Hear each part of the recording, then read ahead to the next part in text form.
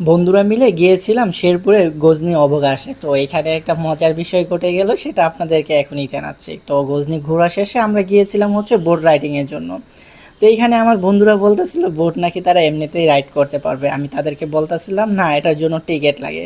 তো সামনে থাকা আমার বন্ধু রনি বলতেছিল টিকিটের জন্য তাহলে তো লোক থাকার দরকার ছিল। আমি কই লোককে সবসময় ঘাটে এসে বসে থাকবে, দেখো তারা হয়তো উপরে আছে। তো বন্ধু আমার কথায় বিশ্বাস করতেছিল না। তারপর যখন আমরা বোর্ডের কাছে আসি, তখন আমাদের সামনে চলে আসে এই ছেলেটি মূলত রয়েছে এই বোর্ডের দায়িত্বে। তো ছেলেটির সাথে আমরা কথা বলি, আমরা রাইড করতে চাই। তো ছেলেটি আমাদেরকে জানায় 15 মিনিটের জন্য রাইড হচ্ছে 100 টাকা।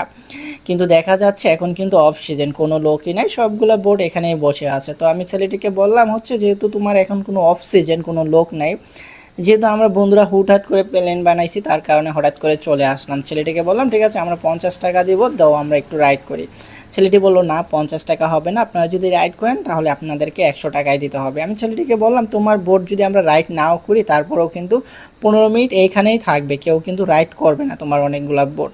ছেলেটি বলল আমার বোট রাইড না হলেও আমার লাভ আছে, কিন্তু আমি হচ্ছে 50 টাকায় দেবো না। তারপরে আর কি বন্ধুরা তো রাজি হলো না আর বোট রাইড করার জন্য, কারণ অনেক ক্লান্ত সবাই, যেহেতু বাইক চালিয়ে গিয়েছি। তারপরে আর পায়ে পেডেল দিয়ে টাকা দিয়ে যে বোট রাইড করবে এরকম এনার্জিটা কারোই ছিল না, যার কারণে আমরা আবার চলে গেলাম উপরে।